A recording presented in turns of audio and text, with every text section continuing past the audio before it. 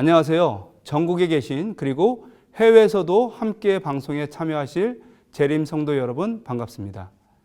사과, 사랑과 자비의 하나님. 사과의 제목은 사랑과 자비의 하나님입니다. 그런데 영어 제목은 God is passionate and compassionate입니다. 하나님은 열정적이시며 자비로우시다라는 것입니다. 이 표현은 하나님께서 가지신 두 가지 중요한 속성을 나타냅니다. 첫 번째, 하나님의 거룩한 열정입니다. 하나님의 열정은 그분의 창조물에 대한 변함없고 뜨거운 사랑을 묘사합니다. 예를 들면 호세아 11장 8절에 에브라임이여 내가 어찌 너를 놓겠느냐, 이스라엘이여 내가 어찌 너를 버리겠느냐, 내가 어찌 너를 아드마같이 놓겠느냐, 어찌 너를 스보임같이 두겠느냐, 내 마음이 내 속에서 돌아서 나의 긍휼이 온전히 불붙듯 하도다. 이 말씀은 배신한 이스라엘 백성을 향한 깊은 하나님의 사랑을 묘사하며 그들을 향한 끊을 수 없는 열정을 보여줍니다. 이것은 그 백성을 포기할 수 없는 강력한 하나님의 사랑을 나타내는 것입니다. 예를 들어 출애굽기 34장 14절은 이렇게 기록합니다. 너는 다른 신에게 절하지 말라. 여호와는 질투라 이름하는 질투의 하나님이니라. 하나님은 스스로를 질투하는 하나님으로 소개하십니다. 백성들이 우상 숭배에 빠지지 않기를 열렬히 원하십니다. 이 질투는 소유욕이 아닌 백성들을 사탄의 세력에서 구원하시고 충실한 관계를 회복하시기를 원하시는 거룩한 열정입니다. 요한복음 2장 15절에서 17절에 노끈으로 채찍을 만드사 양이나 소를 다 성전에서 내어 쫓으시고 돈 바꾸는 사람들의 돈을 쏟으시며 상을 엎으시고 비둘기 파는 사람들에게 이르시되 이것을 여기서 가져가라. 내 아버지 집으로 장사하는 집을 만들지 말라 하시니 제자들이 성경 말씀에 주의 전을 사모하는 열심이 나를 삼키리라 한 것을 기억하더라. 여기서 열심이 바로 질투입니다. 예수님이 성전 정화를 하시면서 내 집은 기도하는 집이라는 열정을 보여주십니다. 이는 하나님의 열정이 그분의 거룩함과 정의를 유지하기 위한 행동으로 드러난 사례입니다. 하나님의 두 번째 특징은 하나님은 자비로우시다라는 것입니다. 하나님의 자비는 그분께서 보여주시는 깊은 배려와 은혜를 나타냅니다. 시편 103편 8절에서 13절에서 다윗은 하나님을 긍휼이 많으시고 은혜로우시며 노하기를 더디하시는 분으로 묘사합니다. 이는 죄인을 향한 인내와 용서를 베푸시는 하나님을 보여주는 것입니다. 이 자비라는 말은 함께 고통받다라는 뜻으로 하나님은 인간의 고통에 공감하시며 위로와 치유와 회복을 제공하십니다. 예수님을 통해 이러한 자비가 구체적으로 드러나는데요. 예수님은 인간과 함께 하시며 그들의 고난을 깊이 공감하심으로 하나님의 자비를 인간에게 보여주셨습니다. 마태복음 9장 36절에 예수님은 목자 없는 양과 같은 무리를 보고 불쌍히 여기사 그들의 필요를 돌보셨습니다. 이는 예수님이 인간의 고통과 필요에 깊이 공감하셨음을 보여줍니다. 또한 하나님의 자비는 종종 용서로 나타납니다. 죄를 용서하시고 관계를 회복시키시는 하나님의 의지는 자비로운 마음의 핵심입니다. 누가복음 15장 20절에서 탕자의 비유에서 아버지는 멀리서 돌아오는 아들을 보고 달려가 품에 안습니다. 이 모습은 죄인들을 기다리며 환영하시는 하나님의 자비를 상징합니다. 이런 하나님의 열정과 자비가 어떻게 조화를 이룰 수 있을까요? 바로 십자가 사건을 통해서 이룰 수 있습니다. 십자가는 하나님의 열정과 자비가 가장 극적으로 만나는 순간입니다. 하나님의 열정은 죄를 없애고 정의를 세우시고요. 하나님의 자비는 죄인들에게 구원의 길을 제공하기 위해 자신의 아들을 희생시키는 데까지 이르렀습니다. 출애굽기 34장 6절에서 7절에 여호와께서 그의 앞을 지나시며 선포하시되 여호와라 여호와라 자비롭고 은혜롭고 노하기를 더디하고 인자와 진실이 많은 하나님이라. 인자를 천대까지 베풀며 악과 가실과 죄를 용서하리라. 그러나 벌을 면제하지는 아니하고 아버지의 악행을 자손 3대까지 보응하리라. 하나님은 자신을 긍휼과 은혜가 풍성한 하나님으로 소개하시면서도 죄를 용납하지 않으신다고 말씀하십니다. 이는 열정적인 정의와 자비가 완벽하게 균형을 이루는 하나님의 모습을 보여줍니다. 이와 같이 하나님의 열정과 자비는 서로 조화를 이루며 나타납니다. 그분의 열정적인 사랑은 정의와 진리를 추구하고 죄인을 향한 한량없는 자비는 긍휼과 인내로 이루어집니다. 이 두 속성이 결합되어 하나님은 죄인된 인간을 깊이 사랑하시고 그들을 변화시켜 정의와 선함을 추구하며 갈 수 있도록 합니다. 이런 하나님의 모습을 생각하시면서 사가 교과를 시작하겠습니다. 기억절 말씀을 읽겠습니다. 이사야서 49장 15절입니다. 여인이 어찌 그 젖먹는 자식을 잊겠으며 자기 태에서 난 아들을 긍휼히 여기지 않겠느냐. 그들은 혹시 잊을지라도 나는 너를 잊지 아니할 것이라. 토요일 소재에서는 감정과 이성의 관계에 대해 다루고 있습니다. 감정이 본래 나쁘거나 비합리적이라고 하는 것입니다. 이성은 더 합리적이며 안전하고 인간이 가져야 할 더 가치 있는 특성이라고 합니다. 먼저 감성과 이성에 대한 여러 가지 논란이 있는데 4가지 정도로 정리해 보겠습니다.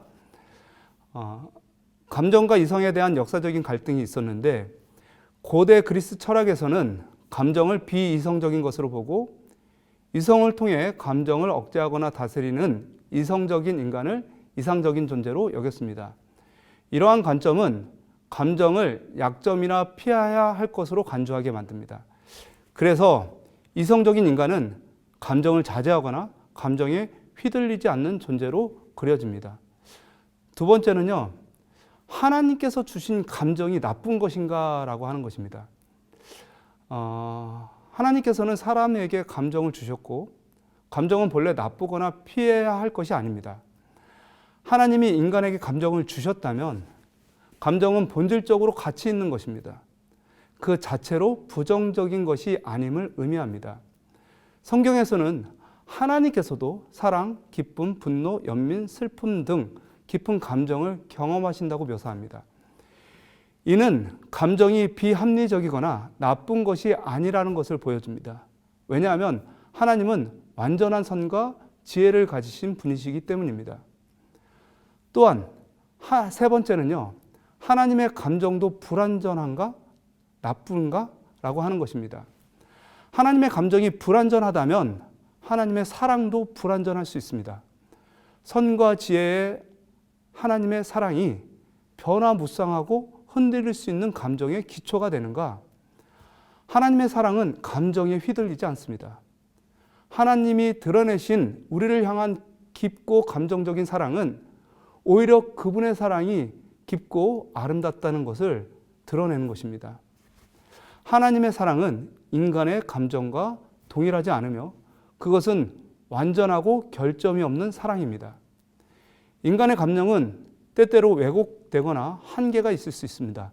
그러나 하나님의 감정은 하나님의 뜻에 맞게 인도되고 그분의 완전한 성품을 반영합니다.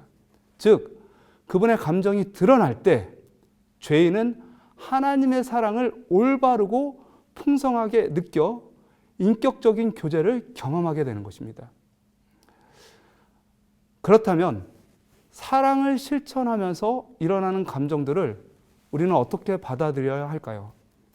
감정을 하나님이 주신 선물로 보고 그것이 인간관계와 공감과 이해를 위한 도구가 될 수 있다는 것을 인식해야 합니다.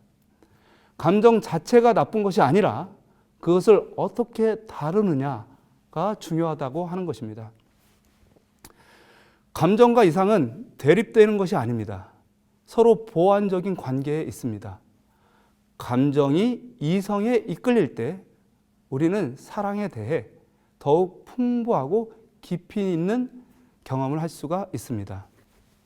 결론적으로 감정을 억제하거나 피하는 것이 아니라 하나님의 완전한 모본을 따라서 감정을 온전히 이해하고 조화롭게 사용하는 것이 중요하다고 하는 것입니다. 일요일 소지, 어머니의 사랑보다 더한 사랑. 일요일 소지에서는 하나님께서 우리에게 보이시는 자비와 사랑에 대해 다루고 있으며, 특히 하나님의 자비가 인간 부모들이 보여주는 사랑을 초월하는 무한하고 깊은 사랑임을 강조하고 있습니다.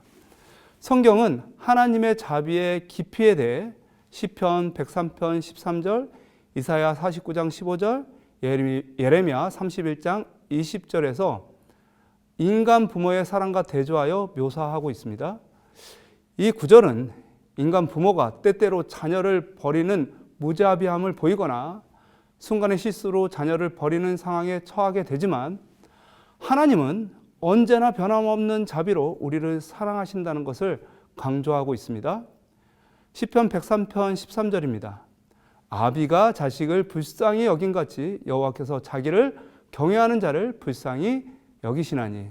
이 구절은 하나님의 자비가 아버지가 자식을 돌보는 것처럼 깊고 온전함을 나타냅니다. 이사야서 49장 15절에 여인이 어찌 그 젖먹는 자식을 잊겠으며 자기 태에서 난 아들을 긍휼히 여기지 않겠느냐. 그들은 혹시 잊을지라도 나는 너를 잊지 아니할 것이라. 이는 인간의 사랑이 부족할 수 있지만 하나님은 절대로 우리를 잊지 않으시고 변함없는 자비를 베푸신다는 것을 나타냅니다. 예레미야 31장 20절에 에브라임은 나의 사랑하는 아들 기뻐하는 자식이 아니냐. 내가 그를 책망하여 말할 때마다 깊이 생각하노라. 그러므로 그를 위하여 내 마음이 측은한즉 내가 반드시 그를 긍휼히 여기리라. 여호와의 말이니라. 이 구절은 하나님께서 그분의 백성을 기뻐하는 자녀로 보고 그들이 죄를 지어도 여전히 자비를 베푸신다는 내용을 담고 있습니다. 예레미야 애가 3장 22절에 여호와의 자비와 긍휼이 무궁하심으로 우리가 진멸되지 아니함이니이다 라고 교과에 나옵니다. 교과에서는 성경에 자주 사용된 히브리어 라헴이라는 단어를 우리에게 소개하면서 하나님의 자비의 본질을 설명합니다. 히브리어 단어인 라헴은 자비라는 의미로 사용되며 이 단어는 모태를 뜻하는 단어와 연관이 있습니다. 이는 하나님께서 보이시는 자비가 마치 어머니가 자녀를 사랑하는 것처럼 깊게 배려하는 사랑임을 강조하고 있습니다. 이 자비는 단순히 감정적인 것이 아니라 하나님의 본질적인 특성, 인간 부모의 사랑보다 훨씬 더 깊고 강렬한 사랑임을 나타내는 것입니다. 하나님의 자비는 기대 이상인 것이죠. 이러한 하나님의 본질적이고 깊고 강렬한 사랑의 표현이 잘 드러난 곳이 방금 읽었던 예레미야 31장 20절 말씀입니다. 에브라임은 나의 사랑하는 아들 기뻐하는 자식이 아니냐. 내가 그를 책망하여 말할 때마다 깊이 생각하노라. 그러므로 그를 위하여 내 마음이 측은한즉 내가 반드시 그를 긍휼히 여기리라. 여호와의 말이니라. 예레미야 31장 20절에서 하나님의 백성이 그분에게 반역하고 그분을 슬프게 했음에도 불구하고 여전히 하나님은 내 마음이 그를 향해 긍휼히 여긴다라고 말씀하십니다.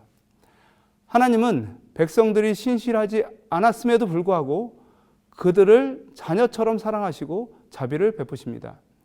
이러한 자비는 인간의 이해를 초월한 깊이와 넓이를 보여줍니다. 부모의 사랑을 경험하지 못한 사람들에게 하나님의 사랑도 부모의 삐뚤어진 사랑으로 이해될 수 있습니다. 그러나 성경은 그런 오해와 불신을 바로잡기 위해 예수님의 희생을 통해 하나님의 사랑의 실제적 현현을 우리에게 보여줍니다. 요한일서 4장 9절입니다. 하나님의 사랑이 우리에게 이렇게 나타난 바 되었으니 하나님이 자기의 독생자를 세상에 보내심은 저로 말미암아 우리를 살리려 하심이니라. 예수님의 희생적인 사랑은 하나님의 궁극적인 자비로 보여줍니다. 예수님은 인류의 죄를 대신하여 십자가에서 죽으셨고 그것은 하나님의 자비와 사랑이 얼마나 큰지 보여줍니다. 게다가 하나님께서 예수님을 믿는 그의 제자들에게 성령을 허락하심으로 하나님의 사랑과 자비가 공동체 안에서 실현되게 하셨습니다. 교회나 믿음의 공동체는 십자가의 정신으로 서로 용서하고 서로 이해함으로 하나님의 사랑을 체험할 수 있는 것입니다. 또한 예수님의 십자가의 희생과 사랑은 성령을 통해 각 개인에게 친밀하게 적용됩니다. 고난과 핍박이 있을 때, 두려움과 갈급함이 있을 때, 방황과 혼돈이 있을 때 개인적 믿음을 가지고 기도와 말씀으로 주님을 찾고 찾으면 하나님의 은혜로 위로와 평안과 만족을 주시고 진리와 사랑으로 자유와 행복을 주십니다. 하나님의 자비는 인간의 자비와 비교할 수 없을 정도로 깊습니다. 하나님의 사랑은 언제나 변하지 않습니다. 우리가 부족해도 실수해도 그 사랑은 계속해서 우리에게 주어집니다. 이 사랑을 항상 기억하며 감사함으로 주님께 나아오시는 저와 여러분 되기를 바랍니다. 월요일, 애끓는 사랑. 월요일 소재에서는 하나님께서 인간을 향한 깊고 자비로운 사랑을 어떻게 표현하셨는지를 다루고 있으며 그 사랑의 깊이를 여러 비유와 이미지로 설명합니다. 첫 번째는 호세아에서 나타난 하나님의 사랑인데요. 호세아에서 하나님은 예언자 호세아에게 간음하는 여인과 결혼하고 간음하는 자녀를 두라고 명령하십니다. 이는 이스라엘이 하나님을 떠나 우상숭배와 죄에 빠졌음을 상징적으로 보여주는 행동입니다. 성경은 호세아의 결혼을 비유하여 하나님과 이스라엘 사이의 관계를 나타내며 이스라엘의 불충심함에도 불구하고 하나님께서 변함없이 이스라엘을 사랑하고 계심을 보여줍니다. 또한 호세아 11장 1절에서 9절에서 이스라엘을 향한 하나님의 사랑을 부모와 자녀의 관계로 묘사하고 있습니다. 호세아 11장 1절에 이스라엘에 어렸을 때 내가 사랑하여 내 아들을 애굽에서 불러내었거늘. 3절에 그러나 내가 에브라임에게 걸음을 가르치고 내 팔로 안을지라도 내가 저희를 고치는 줄을 저희가 알지 못하였도다. 8절입니다. 에브라임이여 내가 어찌 너를 놓겠으며 이스라엘이여 내가 어찌 너를 버리겠느냐. 내가 어찌 너를 아드마같이 놓겠으며 어찌 너를 스보임같이 두겠느냐. 내 마음이 내 속에서 돌아서 나의 긍휼이 온전히 불붙듯 하도다. 하나님은 이스라엘을 따뜻하게 보살피시고 인내하시며 자녀처럼 사랑하셨습니다. 그러나 이스라엘은 그런 하나님의 사랑을 깨닫지 못해 잃어버린 바 되었습니다. 그럼에도 하나님의 사랑은 계속됩니다. 나의 긍휼이 온전히 불붙듯 하도다. 라는 이 표현은 이스라엘을 향한 하나님의 사랑이 얼마나 대단한지, 얼마나 아픈지 알 수 있는 표현입니다. 본문을 통해 이스라엘을 향한 하나님의 사랑에 대해서 세 가지를 알 수가 있습니다. 첫 번째, 하나님의 자비는 매우 친밀하고 깊다라고 하는 것입니다. 하나님께서 자녀가 걸음을 배우는 것처럼 이스라엘을 가르치고 품에 안고 치유하고 공급하시는 모습은 하나님의 자비가 매우 친밀하고 깊은 사랑임을 우리에게 보여줍니다. 이런 친밀하고 깊은 하나님의 사랑에 대해 다음 성경절에서도 살펴볼 수 있습니다. 신명기 1장 31절입니다. 광야에서도 너희가 당하였거니와 사람이 자기 아들을 아름같이 너희의 하나님 여호와께서 너희의 행로 중에 너희를 아느사 이곳까지 이르게 하셨느니라 하나. 이사야서 3장 9절입니다. 그들의 모든 환난에 동참하사 자기 앞에 사자로 그들을 구원하시며 그 사랑과 그 긍휼로 그들을 구속하시고 옛적 모든 날에 그들을 드시며 안으셨으나. 이런 모든 말씀들은 하나님이 이스라엘을 영적으로 뿐만 아니라 물리적으로 보살피고 계심을 보여줍니다. 하나님은 단순히 명령만 내려 천사들에게 자신의 모든 일을 지시하시는 것이 아니라 하나님의 백성들의 어려움 속에 직접 개입하셔서 그들의 필요를 채우시고 보호하시며 인도하신다는 것입니다. 두 번째, 인간의 불충실함에 대한 하나님의 변함없는 신실함을 알 수가 있습니다. 하나님은 이스라엘을 지속적으로 사랑하시지만 이스라엘은 반복적으로 하나님을 배반하고 그분을 슬프게 만듭니다. 그 슬픔은 죄에 대한 무력감의 슬픔이 아닙니다. 구원에 대한 열망이며 회복하시려는 의지의 슬픔입니다. 깊게 생각해 보면 계속적인 배반에도 불구하고 자비와 용서만 베푼다면 결국 죄악을 방조하거나 죄에 대한 무력감을 드러내는 것과 같습니다. 그러나 하나님은 자비로우시며 정의로우십니다. 하나님의 자비에는 정의가 포함됩니다. 즉 하나님의 사랑과 정의는 함께 가는 것인데 하나님은 불충실한 이스라엘에게 심판을 내리시지만 그 자비는 여전히 존재합니다. 하나님은 사랑과 정의를 동시에 가지고 계십니다. 세 번째, 하나님의 깊은 감정을 통해 구원의 의지를 알 수가 있습니다. 호세아 11장 8절, 나의 긍휼이 온전히 불붙듯 하도다 라는 표현은 하나님의 감정이 얼마나 깊고 고통스러운지를 표현하는 것입니다. 우리나라 표현에도 애간장이 탄다라는 말이 있습니다. 인체의 장기인 일부인 간과 장이 다 탈 정도로 마음이 아프고 고통스럽다는 것입니다. 이러한 표현은 하나님의 감정이 얼마나 강하고 깊은지를 보여줍니다. 이러한 감정은 솔로몬의 왕의 재판에서 아기의 진짜 엄마의 마음을 통해 엿볼 수가 있습니다. 열왕기상 3장 26절에 산 아들의 어미 되는 계집이 그 아들을 위하여 마음이 불 붙는 것 같아서 왕께 아뢰어 가로되 청컨대 내 주여 산 아들을 저에게 주시고 아무쪼록 죽이지 마옵소서 한데 한 계집은 말하기를 내 것도 되게 말고 내 것도 되게 말고 나누라 하라 하는지라. 여러분 진짜 어머니는 아기의 죽음의 위협 앞에서 마음이 불붙는 것 같았습니다. 차라리 아기를 살리기 위해서 아기의 친모권을 포기해버립니다.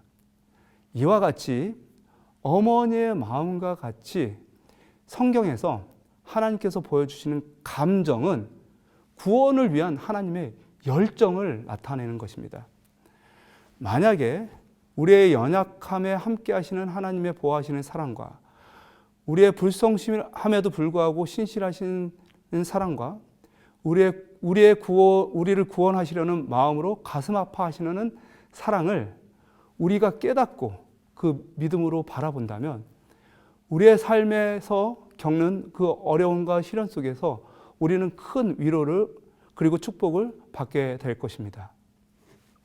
화요일 예수님의 긍휼. 화요일 소재에서는 신약 성경에서 예수님을 통해 나타난 하나님의 자비로운 모습을 소개하면서 그 하나님의 긍휼이 죄인된 인간을 구원으로 이끄시는 중요한 방법임을 보여줍니다. 신약에서 사도 바울은 하나님을 자비의 아버지이자 모든 위로의 하나님이라고 부릅니다. 또한 바울은 하나님이 자비가 풍성하시며 인간을 사랑하시기 때문에 구속하신다고 말합니다. 예수님은 여러 비유에서 하나님의 자비를 생생하고 감동적인 감정으로 묘사를 하고 있습니다. 마태복음 18장 27절, 누가복음 10장 33절, 누가복음 15장 20절. 그 종의 주인이 불쌍히 여겨 놓아 보내며 그 빛을 탕감하여 주더니, 불쌍히 여겨 나오죠. 어떤 사마리아 사람은 여행하는 중에 거기 이르러 그를 보고 불쌍히 여겨 나옵니다. 이에 일어나서 아버지께로 돌아가니라. 아직도 거리가 먼데 아버지가 그를 보고 측은히 여겨 달려가 목을 안고 입을 맞추니. 이 비유들은 하나님의 자비가 단순한 감정이 아니라 강력하고 깊은 연민을 바탕으로 한 행동임을 보여줍니다. 여러 복음서 구절에서 마태복음 9장 36절, 마태복음 14장 14절, 마가복음 1장 41절, 마가복음 6장 34절, 누가복음 7장 13절. 이 예수님께서 사람들이 고통을 겪고 있거나 어려움에 처해 있을 때 그들의 상황에 깊은 동정을 느끼셨다고 설명합니다. 예수님은 단지 동정을 느끼는 것에 그치지 않고 그들의 필요까지 채워주셨습니다. 마태복음 9장 36절에 무리를 보시고 민망히 여기시니 이는 저희가 목자 없는 양같이 고생하며 유리함이라. 예수님은 군중을 보시고 그들이 목자 없는 양처럼 고통받고 있다고 느끼시면서 동정을 하십니다.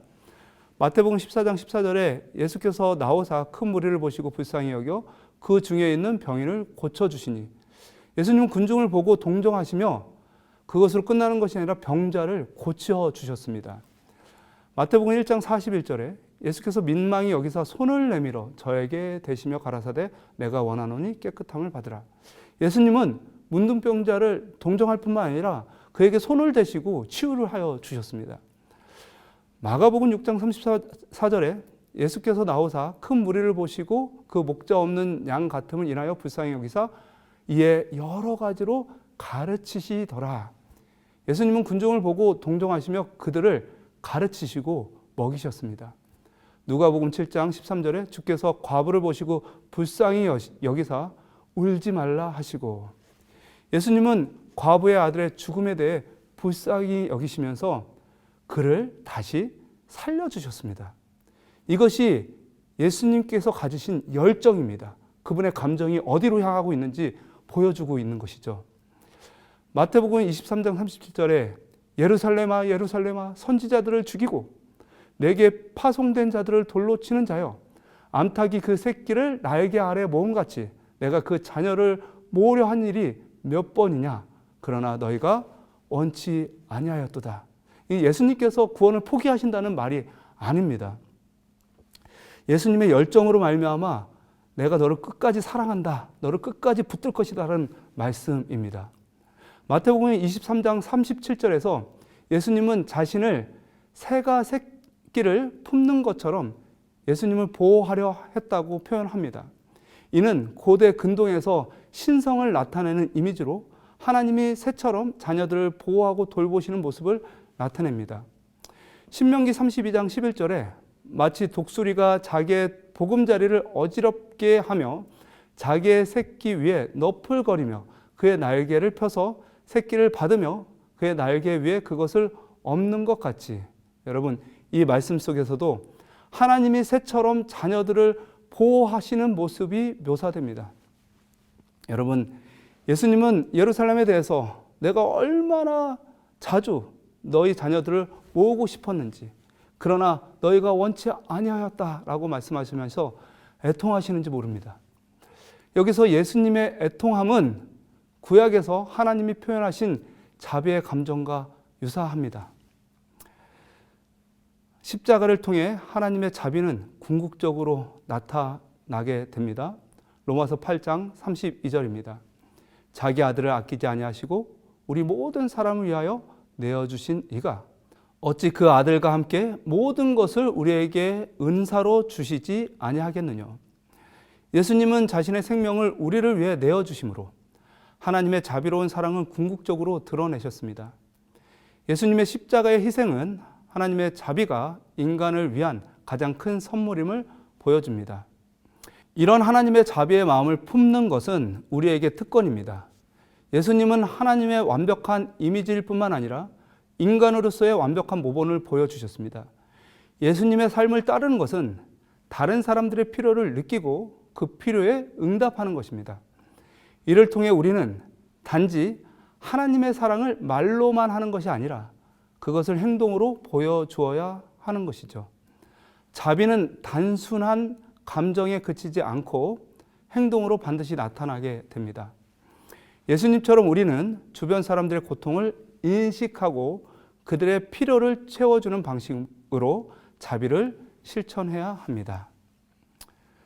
수요일, 하나님이 질투하시다니. 수요일 소재에서는 하나님의 질투라는 개념을 다루고 있습니다. 하나님의 질투가 인간의 질투와 어떻게 다른지, 그리고 왜 하나님의 질투가 선하고 의로운지를 설명합니다. 성경에서는 하나님을 자비로우시며 질투하는 하나님으로 묘사합니다. 이 두 속성은 서로 긴장 관계에 있는 것처럼 보이지만 하나님과 그분의 백성 간의 관계에서 깊이 연결되어 있음을 볼 수가 있습니다. 하나님의 자비는 그분의 다정한 돌봄을 나타내고, 그분의 질투는 하나님이 그분의 백성과 온전한 인격적인 관계를 원하시는 열망을 강조합니다. 두 가지 모두 하나님의 깊은 사랑을 보여줍니다. 하나님의 질투는 신성한 것이며 인간의 질투와는 전혀 다릅니다. 하나님께서는 신명기 4장 24절, 6장 15절, 여호수아 24장 19절에서 소멸하는 불과 질투하는 하나님으로 표현됩니다. 신명기 4장 24절, 내 하나님 여호와는 소멸하는 불이시오 질투하는 하나님이시리라. 신명기 6장 15절, 너희 중에 계신 너희 하나님 여호와는 질투하시는 하나님이신즉 너희 하나님 여호와께서 내게 진노하사 너를 지면에서 멸절시킬까 두려워하노라. 여호수아 24장 19절, 여호수아가 백성에게 이르되 너희가 여호와를 능히 섬기지 못할 것은 그는 거룩하신 하나님이시오 질투하는 하나님이시니 너희 허물과 죄를 사하지 아니할 것임이라. 여러분, 이 말씀들을 생각할 때 인간과 하나님과의 관계를 망치는 것이 마치 하나님의 질투인 것처럼 느껴집니다. 그러나 전혀 그렇지 않습니다. 여러분, 예를 들면 한 여자가 남자를 질투하는데 그 남자를 질투하는 여인은 남자가 바람을 피워서 질투하는 것이 아니라 바람을 피우지 않았는데 질투하는 것입니다. 만약에 남자가 바람을 피웠다면 질투해야 하는 것이 아니라 헤어져야 되는 것이 맞습니다. 그러니까 여인은 질투함으로 든든했던 그 관계를, 그 신뢰를 깨트려 버립니다. 그 자신이 얼마나 소중한지 그 존재의 소중함을 잃어버리고 스스로 인격적인 가치를 무너뜨리게 하는 것이 바로 질투입니다. 그런데 하나님의 질투는 이스라엘이 범죄하여 관계가 깨어지고 죽을 운명에 처했음에도 불구하고 그 관계를 버리는 것이 아니라 그 백성들을 구원하기 위한 뜨거운 사랑으로 말미암은 감정이에요. 그게 하나님의 질투입니다. 이스라엘은 우상 숭배를 함으로 하나님과 언약 관계를 이미 깨어버렸고 내버려져야 할 운명에 처해졌지만 하나님은 이스라엘을 향해 질투하심으로 우상과 죄를 끝내시고 다시 관계를 회복하시려는 열정을 드러내신 것입니다. 고린도전서 13장 4절에 사랑은 오래 참고 사랑은 온유하며 투기하는 자가 되지 아니하며 질투하는 자가 되지 아니하며 사랑은 자랑하지 아니하며 교만하지 아니하며. 고린도전서 13장 4절에 사도 바울은 사랑은 질투하지 않는다고 말합니다. 그런데 성경은 하나님은 질투하는 분이라고 얘기하죠. 이게 맞지 않는 것 같지만 사실 사랑은 질투하지 않는 것이 맞습니다. 왜냐하면 인간의 질투는 보통 소유욕이나 불안정성에서 비롯되며 종종 해롭고 부정적인 감정을 동반하여 관계를 망치기 때문에 그렇습니다. 그런데 고린도후서 11장 2절에 내가 하나님의 열심으로, 여기 질투죠. 열심은 질투입니다. 너희를 위하여 열심을 내노니 내가 너희를 정결한 처녀로 한 남편인 그리스도께 드리려고 중매함이로다. 이 말씀에서 하나님의 열심은 하나님의 질투입니다. 하나님의 질투는 의로운 열정입니다. 이는 하나님께서 그분의 백성들이 그분만을 사랑하고 순결하고 정결한 관계를 유지하기를 바라는 마음에서 나온 것입니다. 호세아서 2장 13절에 저가 귀고리와 폐물로 장식하고 그 연애하는 자를 따라가서 나를 잊어버리고 향을 살라 바알들을 섬긴 시를 따라 내가 저에게 벌을 주리라 나 여호와의 말이니라. 여러분, 성경에서는 하나님을 배신당한 여인처럼 묘사합니다. 하나님은 항상 깊고 진지하게 사랑하지만 인간은 자주 하나님을 떠나고 그분과의 관계를 배반합니다. 만약 이런 관계 속에서 하나님의 질투가 없다면 이 관계를 다시 회복하지는 못할 것입니다. 그러나 하나님은 질투하심으로 관계를 회복하시고 또 회복하시기 위해서 헌신을 보여줍니다. 호세아서 2장 14절, 16절입니다. 그러므로 내가 저를 계유하여 거친 들로 데리고 가서 말로 위로하고 여호와께서 이르시되 그 날에 내가 나를 내 남편이라 일컫고 다시는 내 바알이라 일컫지 아니하리라. 17절 내가 바알들의 이름을 저의 입에서 제하여 다시는 그 이름을 기억하여 일컬음이 없게 하리라. 그분의 질투는 부정적인 감정이 아닌 진정한 관계를 원하시는 열정에서 나오는 것입니다. 하나님의 질투는 인간의 질투처럼 불안이나 소유욕에 의해 유발되는 것이 아니라 백성의 배반과 악행에 대한 응답으로 나타납니다. 이 구절에서 얻을 수 있는 중요한 교훈은 우리가 하나님께서 우리에게 보이신 질투와 같은 선한 질투를 우리가 인간관계에서 어떻게 반영할 수 있는지에 관한 것입니다. 말했듯이 하나님의 질투는 소유욕이나 통제를 위한 것이 아니기 때문에 우리가 보여줘야 될 질투도 진정한 사랑과 보호의 열정에서 나와야 하는 것입니다. 우리가 사랑하는 사람들에게 강한 헌신을 보여주며 우리의 사랑이 순수하고 충실하게 유지되도록 해야 한다는 말입니다. 타인의 행복과 안녕을 보호하고 충실하고 사랑스러운 관계를 돌보려는 건강한 열망을 키워야 합니다. 목요일 사랑과 자비의 하나님. 지금까지 살펴본 대로 하나님의 감정은 사람을 구원하는 하나님의 구속의 섭리를 드러내는 것이며 감정을 통해 인간은 하나님의 사랑을 느끼며 위로와 소망과 용기를 얻습니다. 목요일 소재에서는 인간의 감정에 공감하시는 하나님의 연민과 공감하실 뿐만 아니라 돌보시고 위로하시며 문제를 해결하시는 하나님의 열정적인 모습을 살펴볼 것입니다. 특별히 예수님의 공생애 속에서 나타난 그 연민과 열정적인 그 공감의 모습을 살펴볼 것입니다. 첫 번째, 하나님은 사람들의 슬픔에 공감하십니다.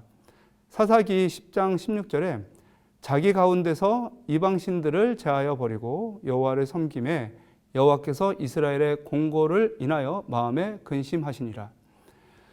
이스라엘 백성들이 회개하고 하나님께 돌아올 때 하나님은 이스라엘의 부르짖음을 듣고 그들을 향한 깊은 연민을 갖습니다. 누가복음 19장 41절에 예수님께서 가까이 오사 성을 보시고 우시며, 예수님께서 미래의 하나님의 은혜를 거절하고 멸망당할 예루살렘의 모습을 보시고 우셨습니다. 인간의 어려움과 슬픔에 공감하시는 모습이죠. 하나님의 사랑과 자비를 예수님을 통해서 보여줍니다. 두 번째, 하나님은 마음으로 공감하실 뿐만 아니라 적극적으로 문제를 해결하시는 열정적인 사랑을 보여줍니다. 이사야 49장 10절입니다. 그들이 줄이거나 목마르지 아니할 것이며 더위와 볕이 그들을 상하지 아니하리라. 이는 그들을 긍휼히 여기는 자가 그들을 이끌되 샘물 그너로 인도할 것임이니라. 마태복음 14장 14절에 예수께서 나오사 큰 무리를 보시고 불쌍히 여기사 그 중에 있는 병이를 고쳐주시니, 이 두 성경절에서 보듯이 하나님은 불쌍히 여기시며 실제적인 도움을 주시며 헌신하는 모습을 보여줍니다. 이런 하나님의 모습은 절망과 슬픔에 빠진 인간에게 위로를 줄 뿐만 아니라 해결하지 못하는 문제를 주님께 의탁함으로 실제적인 도움을 얻을 수 있도록 합니다. 하나님의 사랑을 우리에게 보여주신 이유 중에 또 다른 하나는 하나님의 본질인 사랑의 품성이 우리의 삶 안에서 경험되고 실천되도록 하기 위함입니다. 하나님의 사랑의 품성이 우리 안에서 회복될 때 우리는 온전한 감정과 이성의 조화 속에서 참된 사랑의 관계의 회복을 체험하며 행복을 느낄 수 있습니다. 고린도전서 13장 4절에서 8절은 하나님의 사랑이 우리의 삶 속에서 어떻게 반영될 수 있는지를 보여줍니다. 고린도전서 13장 4절입니다.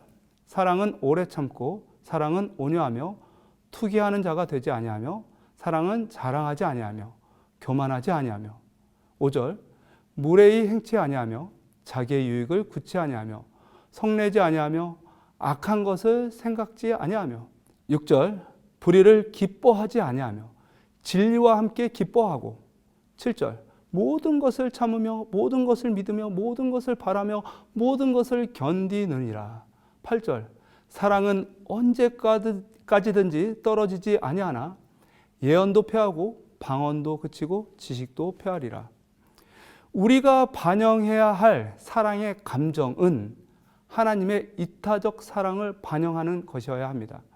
그래서 사랑은 쉽게 화내지 않고 무례하지도 않습니다. 인내하고요. 아주 친절하게 행동합니다.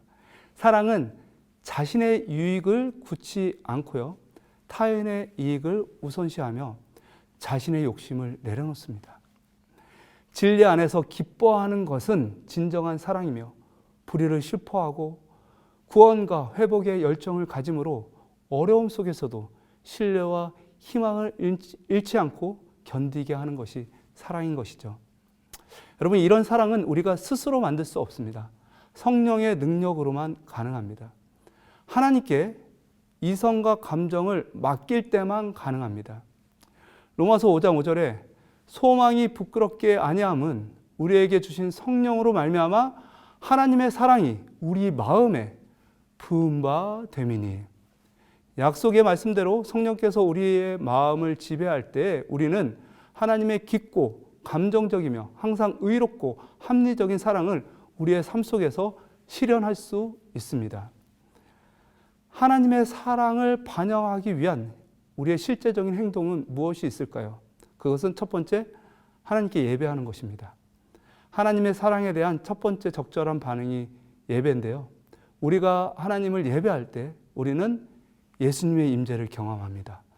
말씀을 통해서, 성령을 통해서 우리의 마음을 사랑으로 변화시켜 주심을 체험하게 됩니다. 두 번째, 다른 사람에게 자비롭게 사랑을 베푸는 것입니다. 우리가 하나님의 사랑을 받을 때 우리는 다른 사람에게 자비와 사랑을 보이고자 하는 열망의 마음을 갖게 됩니다. 우리는 단지 위로를 받는 데 그치지 않고 위로의 손길을 내밀게 될 것입니다. 그리고 우리는 계속해서 이렇게 기도할 것입니다. 우리 스스로는 우리의 마음을 변화시킬 수 없습니다. 오직 하나님만이 우리의 마음을 새롭게 하실 수 있고 순수하고 이타적인 사랑을 주실 수 있음을 고백합니다. 하나님이여, 우리의 마음을 새롭게 해 주시옵소서. 사도 바울의 편지 속에서도 사랑의 마음을 달라는 열정적인 기도를 발견할 수 있습니다. 데살로니가전서 3장 12절 13절입니다. 또 주께서 우리가 너희를 사랑함 같이 너희도 피차간에 모든 사람에 대한 사랑이 더욱 많아 넘치게 하사 너희 마음을 굳게 하시고 우리 주 예수께서 그의 모든 성도와 함께 강림하실 때에 하나님 우리 아버지 앞에서 거룩함에 흠이 없게 하시기를 원하노라. 이 이타적 사랑의 마음을 얻고 우리가 경험하는 일에는 자기 부인이라는 원칙이 포함됩니다. 다시 말해 이 사랑을 드러내기 위해 반드시 필요한 것은 자기 부인이라는 것입니다.